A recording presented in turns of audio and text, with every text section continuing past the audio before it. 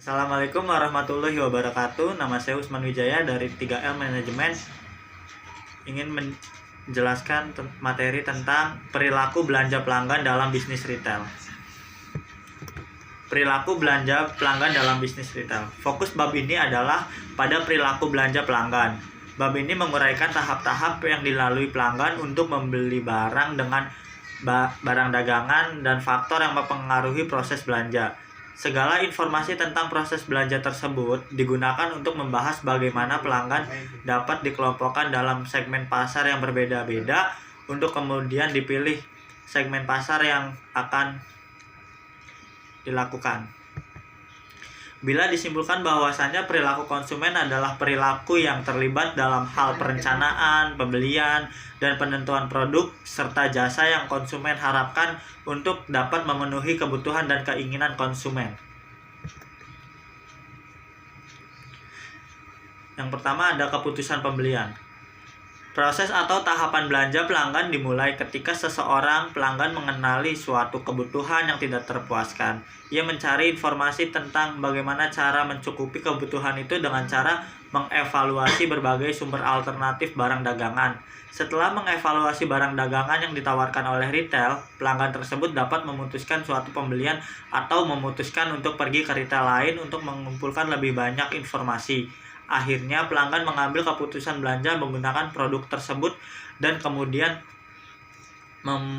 memutuskan apakah produk tersebut dapat memenuhi kebutuhan mereka.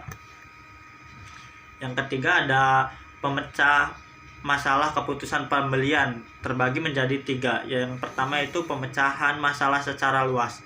Adalah suatu proses pengambilan keputusan pembelian di mana pelanggan memerlukan usaha dan waktu yang cukup besar untuk meneliti dan menganalisis berbagai alternatif. Pelanggan terlibat dalam pemecahan masalah yang luas ketika sedang membuat suatu keputusan pembelian untuk mencukupi suatu kebutuhan yang penting atau ketika mereka hanya mempunyai sedikit pengetahuan tentang produk atau jasa tersebut.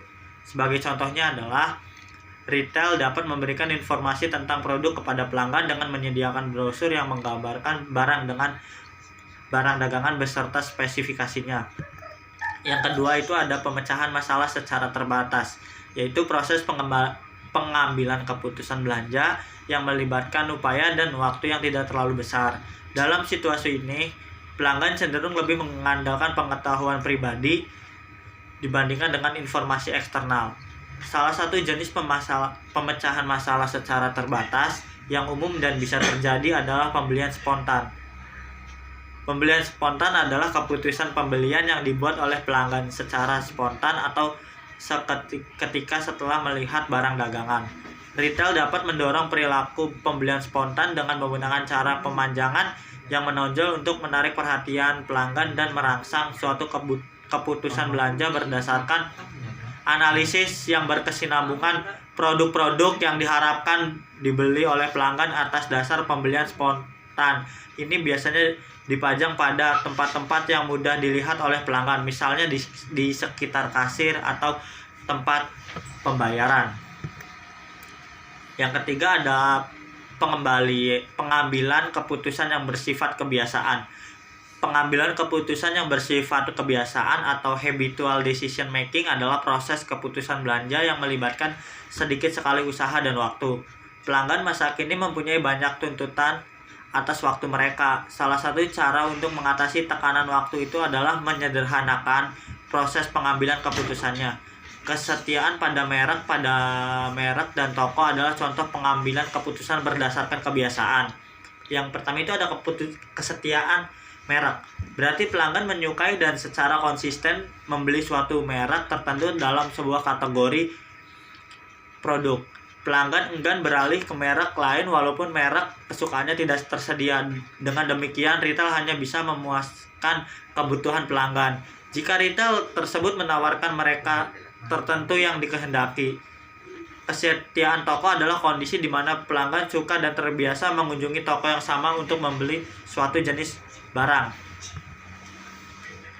Proses belanja itu ada, yang pertama itu ada pengenalan kebutuhan, terus mencari informasi tentang retail. Setelah mencari informasi itu mengevaluasi retail, terus kemudian memilih retail, Setelah memilih retail itu mengunjungi toko atau situs internet atau mencari melalui katalog, lalu membelinya kembali di tempat yang sama. Atau bisa juga dengan cara yang pertama itu ada pengenalan kebutuhan, terus mencari informasi tentang barang dagangan yang dibutuhkan, terus selanjutnya ada evaluasi barang dagangan, yang keempat menyeleksi barang dagangan, setelah itu belanja barang dagangan, setelah belanja itu dievaluasi setelah belanja, lalu membeli kembali di tempat yang sama.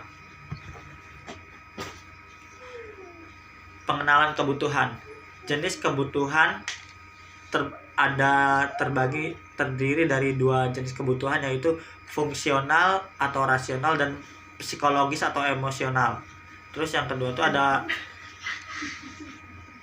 pengenalan kebutuhan secara psikologis dapat dipengaruhi.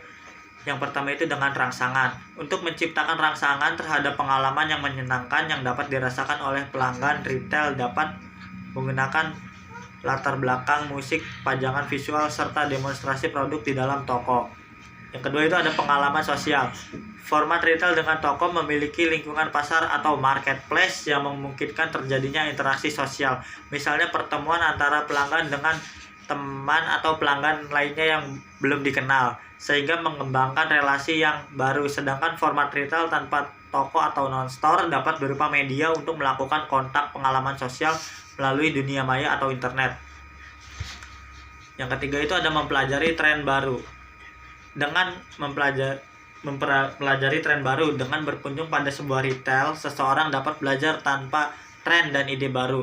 Pengunjung retail akan merasa puas apabila ia mendapatkan informasi yang cukup memadai terkait dengan tren dan ide baru tersebut. Yang keempat ada status dan kekuasaan. Beberapa pelanggan memiliki kebutuhan atas status dan kekuasaan yang dapat dipuaskan melalui aktivitas belanja. Yang kelima ada balas jasa kepada diri sendiri, yaitu frekuensi pembelian seorang pelanggan yang cukup tinggi dan rutin memungkinkan seseorang mendapatkan perlakuan istimewa sebagai balas jasa atau reward. Contohnya seorang pelanggan merek kosmetik tertentu yang mempunyai frekuensi belanja rutin akan mendapatkan kesempatan merubah penampilannya secara menyeluruh oleh tim kecantikan produk kosmetik tersebut. Terus ada mencari informasi tentang retail. Dapat dilakukan dengan cara yang pertama itu melakukan survei jumlah informasi yang dicari. Yaitu faktor yang mempengaruhi jumlah informasi yang dicari meliputi sifat dan penggunaan produk yang dibeli. Jika sifat dan kegunaan produk sangat kompleks dan pribadi, biasanya jumlah informasi yang dibutuhkan akan semakin banyak. Karakteristik pelanggan. Pelanggan yang sangat berhati-hati, hemat, dan memiliki rencana pengeluaran yang lebih cermat biasanya membutuhkan lebih banyak informasi dibandingkan dengan pelanggan dengan karakteristik sebaliknya. Aspek pasar dan situasi di mana belanja tersebut berlangsung merupakan faktor lingkungan yang bersifat eksternal dan berada di luar kontrol pelanggan. Yang kedua itu ada biaya pencarian informasi. Aktivitas pencarian informasi tidak terlepas dari pengorbanan yang harus ditanggung oleh konsumen dalam bentuk waktu maupun uang. Apabila konsumen harus berkeliling dari satu toko ke toko lain untuk mendapatkan informasi, maka dibutuhkan pengorbanan dalam wujud biaya seperti biaya transportasi dan biaya parkir, maupun pengorbanan dalam wujud lain, yaitu waktu, tenaga yang dikeluarkan bila pencarian informasi tersebut. Yang ketiga adalah sumber informasi. Sumber informasi dibagi menjadi dua, ada internal dan eksternal. Yang internal adalah informasi dalam ingatan pelanggan seperti nama, gambaran, dan pengalaman masa lalu pelanggan dalam melakukan aktivitas belanja yang dilakukan pada toko yang berbeda. Yang kedua itu ada sumber informasi eksternal, adalah informasi yang berasal dari luar ingatan kita, dari luar ingatan pelanggan, misalnya dari iklan dan orang lain. Evaluasi retail. Evaluasi tentang retail itu terdiri dari 3, yaitu pertama informasi tentang toko, yang kedua kepercayaan kepada toko terkait atau kinerja manfaat. Contohnya seorang profesional wanita muda dengan status lajang yang memerlukan barang-barang kelompok, makanan, dan minuman. Pikirkan keputusan pilihan toko yang dihadapi pelanggan tersebut ketika memerlukan barang, makanan, dan minuman. Dia sedang mempertimbangkan 3 buah retail, yaitu supercenter di bagian pinggiran kota, supermarket lokal, dan sebuah retail bahan makanan dengan internet. Yang ketiga itu ada bobot arti penting, atau bobot nilai meliputi nilai ekonomis, kenyamanan, barang dagangan, ketersediaan, informasi, dan lain-lain.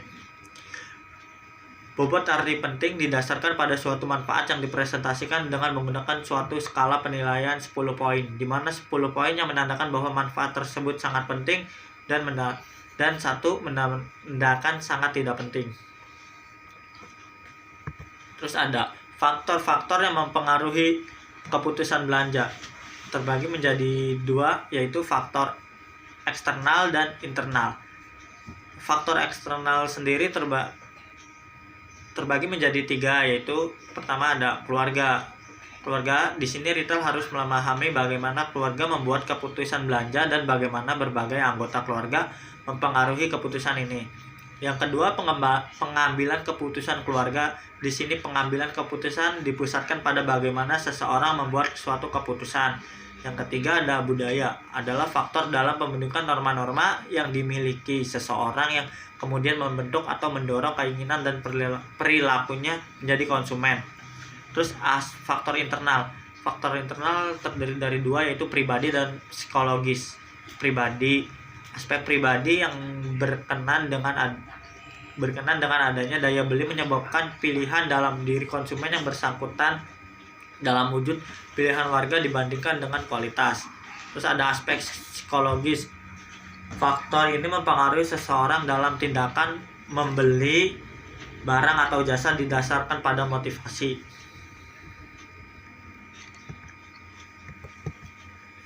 Mungkin itu saja yang dapat saya jelaskan. Kurang lebihnya mohon maaf. Wassalamualaikum warahmatullahi wabarakatuh.